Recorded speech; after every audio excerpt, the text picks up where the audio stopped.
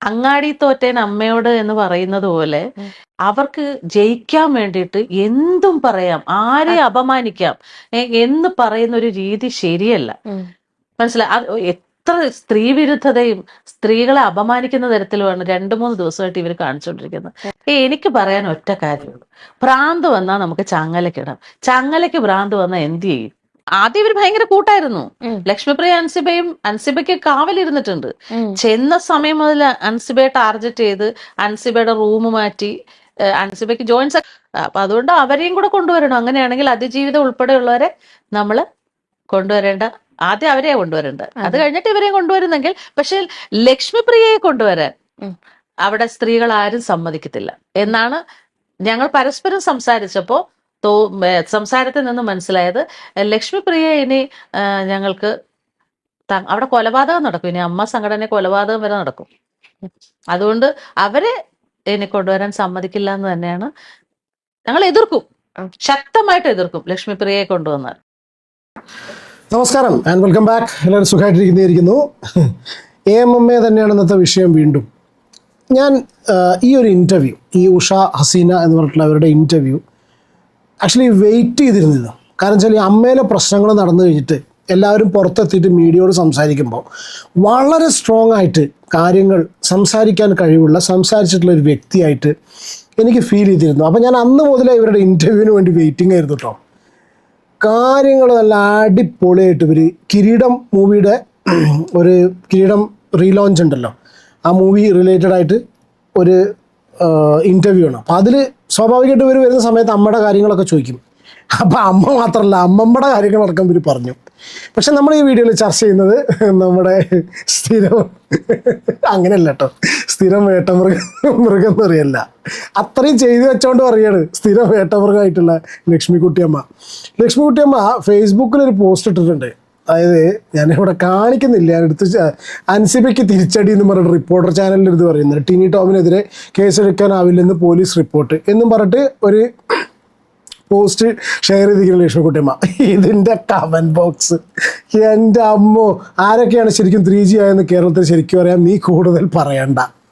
ലേശം ഉളുപ്പ്, ചങ്കായി രാവും പകലും കൂടെ നടക്കുക, ചെറിയ അഭിപ്രായ ഭിന്നത വന്നപ്പോൾ അപഖ്യാതി പറഞ്ഞു പരത്തുക, നിങ്ങളെ കഥ കേൾക്കുന്നതിനേക്കാൾ ഭേദം മുത്തുച്ചിപ്പി വായിക്കുന്നതാണെന്നുള്ളത്. ലക്ഷ്മിക്കുട്ടിയമ്മ ഇതൊക്കെ താങ്ങുന്നതിനപ്പുറമാണല്ലോ നിങ്ങൾക്ക്. പക്ഷെ മലയാളികൾ മുഴുവനും അൻസിബയ്ക്കൊപ്പം നിൽക്കും. ഇതിൽ വോയിസ് അയക്കാൻ പറ്റില്ല എന്നത് എന്നെ ഭ്രാന്താക്കുന്നു. ഇല്ലേ നല്ല തെറി പറഞ്ഞേനെ, ബാക്കി ഞാൻ വായിക്കുന്നില്ല.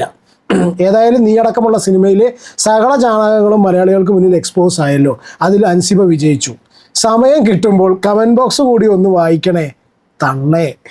ജനം എത്രത്തോളം നിങ്ങളെ വെറുക്കുന്നു എന്ന് മനസ്സിലാക്കും. നിൻ്റെ ഉരുളക്കിഴങ്ങ് ഞാൻ പറയുന്നില്ല, മോന്തയെന്നൊക്കെ പറഞ്ഞിട്ട് വളരെ ബോഡി ഷെയിം ചെയ്തത് നമ്മളതിനെ എൻഡോസ് ചെയ്യുന്നില്ല. എന്തായാലും പോട്ടെ, ഇതുപോലെയാണ് ഇതിൻ്റെ കമൻറ്റ് ബോക്സ് വന്നിട്ടുള്ളത്. അപ്പോൾ നമുക്ക് ഇന്ന് ഉഷ ഹസീനയുടെ ഇൻ്റർവ്യൂവിൽ കിടക്കാം. വളരെ ഇമ്പോർട്ടൻ്റ് ആയിട്ടുള്ള ചില കാര്യങ്ങൾ അവർ പറയുന്നുണ്ട്. ഇതിൻ്റെയൊക്കെ തുടക്കത്തിൽ ഫസ്റ്റ് പറഞ്ഞൊരു കാര്യമുണ്ട്, അത് ഇവർ വിളിച്ച് പറഞ്ഞിട്ടുണ്ട്. ഞാൻ ആധികാരികമായിട്ട് പൊട്ടത്തരം വിളിച്ച് പറയുകയാണ്. പൊട്ടത്തരല്ല, ആധികാരികമായിട്ട് ഇതുപോലത്തെ വിഡ്ഢിത്തരം എന്നല്ല, എന്താ പറയുക, അതായത് 15 ലക്ഷമോ 25 ലക്ഷം എത്ര ലക്ഷങ്ങൾ അദാനി സ്പോൺസർ ചെയ്യാൻ നിൽക്കുകയായിരുന്നു. അമ്മ പോലത്തെ ഒരു സംഘടനയ്ക്ക് എന്തിനാ അദാനി സ്പോൺസർ ചെയ്യും? അവിടെ തന്നെ ഇതൊക്കെ വിളിച്ച് പറയുമ്പോൾ തന്നെ ഇവർക്ക് ആലോചിച്ചൂടെ, ഇതൊക്കെ അരിയാഹാരം കഴിക്കുന്ന മലയാളികളുടെ മുന്നിലേക്കാണ് ഇവരിത് പറയണമെന്നുള്ളത്. ഇതാ പറഞ്ഞത്, ഇത്രയും വിവരമില്ലാത്തേറ്റ കൊണ്ടുപോയിട്ട്. അപ്പോൾ അതിനെക്കുറിച്ചൊക്കെ കാര്യങ്ങൾ പറയുന്നുണ്ട്. ഷാസിനയുടെ ഇൻ്റർവ്യൂ വെക്കാം. ഒരു കാര്യം, എനിക്ക് ഇവരുടെ ഇൻ്റർവ്യൂ, ഓരോ ഇൻ്റർവ്യൂസ് കാണുന്ന സമയത്തും ഓരോ ഇൻ്റർവ്യൂസ് ലക്ഷ്മിപ്രിയ കൊടുക്കുന്ന സമയത്ത് ഓരോന്ന് മറ്റുള്ളവർ പറയുമ്പോഴൊക്കെ മനസ്സിലാവുന്നൊരു കാര്യം എന്താ അറിയും, ഈ സംഘടനയെ ഇപ്പോൾ ഇവരുണ്ടായിട്ടുള്ള ഈ ഒരു സംഘടനയിലെ ഈ പ്രശ്നങ്ങളൊക്കെ മൂല കാരണം അല്ലെങ്കിൽ ഇതിനെ തകർത്തതിനുള്ള വളരെ വലിയൊരു പങ്ക്, എനിക്കതൊരു ടോപ്പ് പൊസിഷനിൽ തന്നെ അതിൻ്റെ credit goes to one and only Mrs Lakshmipriya. പറയാതിരിക്കാൻ വയ്യ. എന്തായാലും ഞാൻ ഈ ഒരു വീഡിയോ പ്ലേ ചെയ്യാം. വീഡിയോയിൽ കിടക്കുന്നതിന് മുന്നേ പറ്റുമെങ്കിൽ ചാനലൊന്ന് സബ്സ്ക്രൈബ് ചെയ്യുക. വീഡിയോ ഇഷ്ടപ്പെടുകയാണെങ്കിൽ ലൈക്ക് ചെയ്യുക, ഹൈപ്പ് ഓപ്ഷൻ കാണുകയാണെങ്കിൽ ഹൈപ്പ് ചെയ്യുക, നിങ്ങളുടെ അഭിപ്രായം എന്തായാലും കമൻറ്റ് ചെയ്യുക. അതായത് ഈ പറഞ്ഞില്ലേ 1500 രൂപ കൈനീട്ടം കൂട്ടിത്തരുമെന്ന്, ഈ പെൻഷൻ ഞങ്ങൾക്ക് തരുന്നത് അമ്മയുടെ ഫണ്ടിൽ നിന്നാണ്. ഈ 1500 രൂപ പെൻഷൻ തരുമെന്ന് പറയുന്നത് ഒരു സ്പോൺസറുടെ കയ്യിൽ നിന്ന് തരുമെന്നാണ് പറയുന്നത്. ഇത്രയും കാലത്തിന്റെ ഇടയ്ക്ക് നമുക്ക് പെൻഷൻ തന്നുകൊണ്ടിരുന്ന അമ്മയുടെ ഫണ്ടിൽ നിന്നാണ്. അമ്മയുടെ ഫണ്ടിൽ നിന്ന് ഞങ്ങളത് വളരെ അഭിമാനപൂർവ്വമാണ് ആ പൈസ കൈനീട്ടം സ്വീകരിക്കുന്നത്. മമ്മൂക്കായി ലാലേട്ടനും ഉൾപ്പെടെയുള്ള ആൾക്കാർ സ്റ്റേജ് ഷോ നടത്തി, ചാനലുകളിൽ സ്റ്റേജ് ഷോ നടത്തിയിട്ട് അതിൽ നിന്ന് കിട്ടുന്ന ഫണ്ട് കൊണ്ടാണ് നമുക്ക് ഈ എല്ലാ കാര്യങ്ങളും നടത്തിക്കൊണ്ടിരുന്ന. ആവശ്യത്തിനുള്ള പണം അമ്മയുടെ അക്കൗണ്ടിൽ ഇപ്പോഴും ഉണ്ട്. ഈ കുടുംബസംഗമം നടത്തിയിട്ടാണ് സഞ്ജീവനി പോലുള്ള പദ്ധതിക്ക് വേറെ പണവും അക്കൗണ്ടിലുണ്ട്. ഇതാണ്. അപ്പൊ പിന്നെ എന്തിനാണ് പുറത്തുനിന്ന് ഒരാളുടെ സ്പോൺസറുടെ പൈസ വാങ്ങി ഞങ്ങൾക്ക് പെൻഷൻ കൂട്ടിത്തരേണ്ട ആവശ്യം എന്താണ്? അതിനേക്കാളും നല്ല ഞങ്ങളങ്ങ് തെണ്ടാൻ വിടുന്നതല്ലേ. ഇതെന്താ പറയുക, പറയുന്നവർക്ക് തലേൻ്റെ ഉള്ളിൽ തനി ചാണകമാണ്, തനി ചേറാണ് തലയ്ക്കകത്ത് ഒന്നുമില്ല എന്നാ ഉദ്ദേശിച്ചോ. കാരണം അല്ലെങ്കിൽ നേതാ പറഞ്ഞത് ഇതുപോലത്തെ ഒരു സംഭവം നിങ്ങൾക്ക് മനസ്സിലാവുള്ളൂ. ഇങ്ങനെ ഒരു കാര്യം പറയുന്ന സമയത്ത് തന്നെ ഒറ്റയടിക്ക് ഇപ്പോൾ നമ്മളെ ഒരു ഇതുപോലത്തെ അമ്മ പോലത്തെ ഒരു വെൽഫെയർ അവരുടെ ആർട്ടിസ്റ്റ് സംഘടനയ്ക്ക് അവർ അത്യാവശ്യം നല്ല രീതിയിൽ പെർഫോം ചെയ്തിട്ടുള്ള കാര്യങ്ങളൊക്കെ ചെയ്യുന്നത്, സ്പോൺസർഷിപ്പ് എടുക്കണ പോലെയാണോ ചെറിയ ചെറിയ ഇതൊക്കെ ചെയ്യുന്നത്? അത് ആ അമ്പലത്തിൻ്റെ കേസ് തന്നെ വലിയ വിവാദമായിട്ടുണ്ട്. അതുപോലെയാണോ ഇങ്ങനെ പുറത്തുനിന്ന് ഒരാൾ, അത് വളരെ കൃത്യമായിട്ട് അൻസിബ എതിർത്തു. അത് പറയാതിരിക്കാൻ വയ്യ. കാരണം വെച്ചാൽ അത് വളരെ കൃത്യമായിട്ട് അൻസിബാണ് അതിൽ കാര്യമായി എതിർത്തതെന്ന് മനസ്സിലാവുന്നുണ്ട്. എല്ലാവരും എതിർത്തുണ്ട്, പല ആൾക്കാരും ഇപ്പോൾ ഉഷ അവരും പറയുന്നുണ്ട് അവർ എതിർത്തുണ്ട്. പക്ഷേ അൻസിബാണ് അതിൽ വളരെ കാര്യമായിട്ട് സംസാരിച്ചിട്ടുള്ളത്. ഇതൊക്കെ ഏത് വെളിവില്ലാത്തവരും മനസ്സിലാവുന്ന ഒരു കാര്യമാണല്ലോ. ഞങ്ങൾക്ക് എന്തിനാ മറ്റുള്ളവരുടെ ഔദാര്യം? ഞങ്ങളുടെ സംഘടന തരുന്ന കൈനീട്ട അഭിമാനപൂർവ്വം ഞങ്ങളത് വളരെ സന്തോഷത്തോടെ സ്വീകരിക്കുന്ന ആ പൈസയ്ക്ക് 1500 രൂപയ്ക്ക് ഒരു സ്പോൺസർ കണ്ടുപിടിച്ചുകൊണ്ട് വന്നിരിക്കുന്നു പുറത്തുനിന്ന്. അതിനകത്ത് വേറൊരു കാര്യം ഒന്ന് ഇടയ്ക്ക് ചോദിക്കുകയാണ്. ഇന്നലെ കണ്ട ന്യൂസില് അദാനി 25 ലക്ഷം രൂപ അമ്മയ്ക്ക് ഫണ്ട് ചെയ്യുന്നു എന്ന് പറയുന്നു. എന്തിന്? അതാണ് ജനങ്ങളുടെ ചോദ്യം. അതാണ് ഞങ്ങൾ ഞാൻ അവിശ്വാസ പ്രമേയത്തിന് മുന്നിൽ നിൽക്കാനുള്ള കാരണം എന്താന്ന് വെച്ചാൽ, ജനറൽ ബോഡിക്ക് 2 ദിവസത്തിന് മുമ്പാണ് ഞാൻ അറിയുന്നത് നമ്മുടെ ലക്ഷ്മിപ്രിയ പൊന്നമ്മ ചേച്ചിയെ വിളിച്ചിട്ട് പറയാണ്, എന്നെ ജിഹാദി എന്ന് വിളിച്ച കാര്യം പറയുമോ ജനറൽ ബോഡിയിൽ, ഉഷ ചേച്ചി പറയുമോ എന്ന് ചോദിച്ചു. പറയും, ഞാനത് ചാനൽ ഞാൻ അന്ന് പറയും എന്ന് പറയും. അതെന്താണെന്ന് അറിയാമോ ചേച്ചി, എന്തെങ്കിലുമൊക്കെ പ്രശ്നം ഉണ്ടായി പൊന്നു, ഈ നമ്മുടെ ഭരണസമിതി മാറിപ്പോയാൽ നമുക്ക് അദാനിയുടെ കയ്യിൽ നിന്ന് ഒരുപാട് ഫണ്ട് ശ്വേത ചേച്ചി റെഡിയാക്കി വെച്ചിരിക്കുകയാണ്. ആ ഫണ്ട് കൊണ്ടുവന്ന് നമുക്ക് ഒരുപാട് കാര്യങ്ങൾ ചെയ്യാൻ പറ്റും. എന്തിനാണ് നമ്മുടെ അദാനിയുടെ ഫണ്ട് നമ്മുടെ അമ്മയ്ക്ക്? അപ്പൊ അവർ ഈ സംഘടന എങ്ങോട്ട് കൊണ്ടുപോകാനാണ് ഉദ്ദേശിക്കുന്നത്? എങ്ങോട്ട് കൊണ്ടുപോകാനാണ് ഉദ്ദേശിക്കുന്നത്? ഇതൊരു ശരിയായ രീതിയല്ല. അങ്ങനെ പല കാര്യങ്ങളും ഉണ്ട്. അതുകൊണ്ട് തന്നെയാണ് നമ്മൾ അവിശ്വാസം. ഇനി ഈ ഭരണസമിതി ഇരുന്ന് കഴിഞ്ഞാൽ ശരിയാ. ജഗതിച്ചേട്ടൻ സിനിമയിൽ പറയുന്ന ഡയലോഗ് ഉണ്ട്, നോ ഇൻഫർമേഷൻ, വിവരമില്ല. കേട്ടോ ഡയലോഗ്, സിനിമ ഡയലോഗാ. വിവരമില്ല, പാവം എന്താ ചെയ്യുക, വിവരമില്ല. ഇത്തരം നമുക്ക് ഒരിക്കലും ഉൾക്കൊള്ളാൻ പറ്റാത്ത പല കാര്യങ്ങളും അതിനകത്ത് നടക്കാൻ പോകുന്നു. അതുകൊണ്ട് ഇനി ഇവര് വെച്ചു പൊറപ്പിക്കാൻ പറ്റത്തില്ല എന്ന് വിചാരിച്ചിട്ട് തന്നെയാണ് നമ്മൾ അവിശ്വാസ പ്രമേയം റെഡിയാക്കിയത്. അതിന് മുൻപ് എല്ലാവരും തയ്യാറായത്. പക്ഷെ അതവിടെ കൊണ്ടുവന്നാലും ഇവര് റിപ്പോർട്ടും കണക്കും റെഡിയായിരുന്നെങ്കിൽ അവർക്ക് അവരുടെ ഭാഗം ശരിയാക്കാമായിരുന്നു. അത് ശരിയല്ലായിരുന്നു. പിന്നെ കഴിഞ്ഞ കുടുംബസംഗമത്തിന് അമ്പലത്തിൽ നിന്ന് കിട്ടിയ പൈസയുടെ കുറച്ച് പൈസ കിട്ടിയിട്ടുള്ളൂ. പിന്നെ ഒരു ചെക്കാണ് കാണിച്ചിരിക്കുന്നത്, ബാലൻസ് പൈസയുടെ. അത് 3 ദിവസത്തിനുള്ളിൽ ക്രെഡിറ്റ് ആകേണ്ട ചെക്ക് ഇതുവരെ ക്രെഡിറ്റ് ആയിട്ടില്ല. പൈസ ഇപ്പോഴും ഫണ്ട് വന്നിട്ടില്ല എന്നാണ് എനിക്കറിയാം.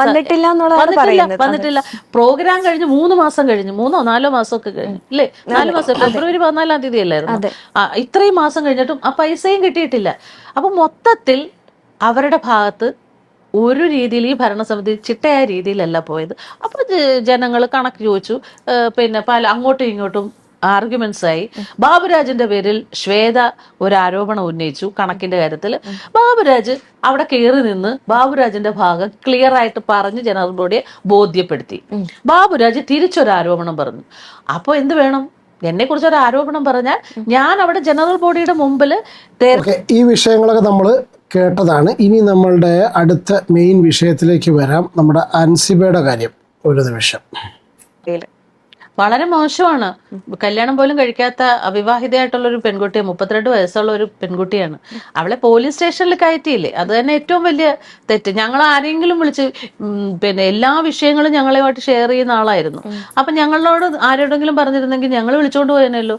അവരുടെ പ്രശ്നം ഞങ്ങൾ തീർത്തു കൊടുത്തേനെ. അൻസിബയും വിളിച്ചോണ്ട് പോയി. ഇവരെ ഒരു മേശയുടെ ചുറ്റുവരുത്തി ഞങ്ങൾ ലക്ഷ്മിയുടെ വീട്ടിൽ കൊണ്ടുപോയി ഇരുത്തി ഞങ്ങൾ സംസാരിച്ച് തീർത്തു കൊടുക്കാവുന്ന ഒരു വിഷയമായിരുന്നു അത്. ഇപ്പൊ പറഞ്ഞിരിക്കുന്നത് നമ്മളെ എന്താ പറയാ, അങ്ങാടി തോറ്റേൻ അമ്മയോട് എന്ന് പറയുന്നത് പോലെ അവർക്ക് ജയിക്കാൻ വേണ്ടിയിട്ട് എന്തും പറയാം, ആരെ അപമാനിക്കാം എന്ന് പറയുന്ന ഒരു രീതി ശരിയല്ല. പുലി പതുങ്ങുന്നത് അവിഹിതം പറയാനാണെന്നാണ്. പുലി പതുങ്ങുന്നത് ഒളിക്കാനല്ല, അവിഹിതം പറയാനാണ്. ലാലിന്റെ സൗണ്ടല്ലേ പുലി പതുങ്ങുന്നത്, അതല്ല മറ്റേ മൂപ്പനാ. മറന്നു, അയ്യോ ഇങ്ങനെ മറക്കാൻ പാടില്ല. പുലിമുരുകനിലെ ഡയലോഗാണ്. പുലി പതുങ്ങി കഴിഞ്ഞ് തിരിച്ചു വന്നിട്ട് വളരെ ഒരു ലോഡ് അവിഹിതമായിട്ടാണ് വന്നിരിക്കുന്നത്. മനസ്സിലായി. എത്ര സ്ത്രീ വിരുദ്ധതയും സ്ത്രീകളെ അപമാനിക്കുന്ന തരത്തിലുമാണ് 2-3 ദിവസമായിട്ട് ഇവർ കാണിച്ചുകൊണ്ടിരിക്കുന്നത്. എനിക്ക് പറയാൻ ഒറ്റ കാര്യമുള്ളൂ, ഭ്രാന്ത് വന്നാൽ നമുക്ക് ചങ്ങലക്കിടാം. ചങ്ങലയ്ക്ക് ഭ്രാന്ത് വന്നാൽ എന്ത് ചെയ്യും? ആദ്യം ഇവർ ഭയങ്കര കൂട്ടായിരുന്നു. ലക്ഷ്മിപ്രിയ അൻസിബയ്ക്ക് കാവലിരുന്നിട്ടുണ്ട്. ചെന്ന സമയം മുതൽ അൻസിബയെ ടാർഗറ്റ്. സനാതനധർമ്മം പറഞ്ഞ വ്യക്തി കള്ള് വാങ്ങിക്കൊടുത്തു. ബിഗ് ബോസിന്റെ സമയത്ത് ഞാൻ സനാതനധർമ്മത്തിൽ വിശ്വസിക്കുന്നു എന്നൊക്കെ പറഞ്ഞിട്ട് ഭയങ്കര പ്രസംഗമൊക്കെ ഉണ്ടായിരുന്നു. പല സ്ഥലത്തും ഒരു പ്രസംഗിക്കുന്നുണ്ട്. അതേ വ്യക്തിയാണ് അതിന് കൊണ്ടുവന്ന് അതിന് മദ്യം വാങ്ങിക്കൊടുത്തു എന്ന് പറയുന്നത്. സത്യമാണെങ്കിൽ അങ്ങനെ. അത് കഴിഞ്ഞതിന് ശേഷം എല്ലാ പരിപാടിയും കഴിഞ്ഞിട്ട് എന്തെങ്കിലും പ്രശ്നം വരുമ്പോൾ ഇതൊക്കെ എടുത്തിടുക എന്ന് പറഞ്ഞാൽ എത്രത്തോളം അതൊരു നമ്പർ 2 ഏർപ്പാടാണ്. ഇത് അൻസിബയുടെ റൂം മാറ്റി, അൻസിബയ്ക്ക് ജോയിന്റ് സെക്രട്ടറിക്ക് അവിടെ ഒരു റൂം ഉണ്ടായിരുന്നു, അതൊക്കെ മാറ്റി. അത് മാറ്റി ട്രഷറർക്ക് കൊടുത്തു. അവളത് വലിയ കാര്യമാക്കിയില്ല. പിന്നെ അവിടെ ആദ്യത്തെ അവളെ കുറിച്ച് അവിഹിതം പറഞ്ഞ ഒരു ഇഷ്യൂ ഉണ്ടായി. അവളത് പറഞ്ഞു കഴിഞ്ഞപ്പോഴത്തേക്ക് പിറ്റേ പ്രാവശ്യം അവളവിടെ ചെല്ലുമ്പോൾ ഇവൾ പറഞ്ഞു എന്ന് പറഞ്ഞാൽ ആ കുട്ടിയെ അവിടെ വരുത്തി, ആ ആർട്ടിസ്റ്റിനെ അവിടെ വരുത്തി കൂട്ടിച്ചോദ്യം. ഒരു അമ്മയുടെ ഓഫീസിൽ നടക്കേണ്ട കാര്യങ്ങളാണോ ഇതൊക്കെ? അവൾ പരാതിയായിട്ട് ഈ ശ്വേതാമേനോന്റെ അടുത്ത് പിന്നെ പോലീസ് കേസ് ആയല്ലോ ലക്ഷ്മിപ്രിയ ആയിട്ടുള്ള. ഞാൻ സ്ത്രീകളതാക്കി സംസാരിക്കല്ല കേട്ടോ. വല്ല പിന്നെ എന്താ പറയുക, അയൽക്കൂട്ടത്തിലൊക്കെ കൂടി, അയൽക്കൂട്ടത്തിൽ അയൽപക്കത്തൊക്കെ മതിലിൻ്റെ മുകളിൽ ഇങ്ങനെ കൈ വെച്ചിട്ട് ഇരുന്നിട്ട് കണ്ടില്ലേ അവിടെ ചേച്ചി എന്ന് പറഞ്ഞ ടീമൊക്കെയാണ് ഇതിൻ്റെ തലപ്പത്ത് കയറിയിരിക്കുന്നത്. കണ്ടില്ലേ അവിടെ ചേച്ചി, ആ വീട്ടിലൊരാൾ ഇന്നലെ വന്നു, ആ ചേച്ചി പോയപ്പോൾ ചേട്ടൻ പോയപ്പോൾ ചേച്ചി എന്ന് പറയേണ്ട ആൾക്കാരാണ്. അങ്ങനെ ചെയ്യേണ്ട ആൾക്കാരൊക്കെ തലപ്പത്ത് കയറ്റി വെച്ചാൽ തന്നെ സംഭവിക്കുള്ളൂ. ആ പോലീസ് കേസ് പോലീസ് സ്റ്റേഷനിലായി നിങ്ങൾ തീർത്തു തരണമെന്ന് പറയുമ്പോൾ നമ്മളൊക്കെ ആണെങ്കിൽ എന്ത് ചെയ്യും?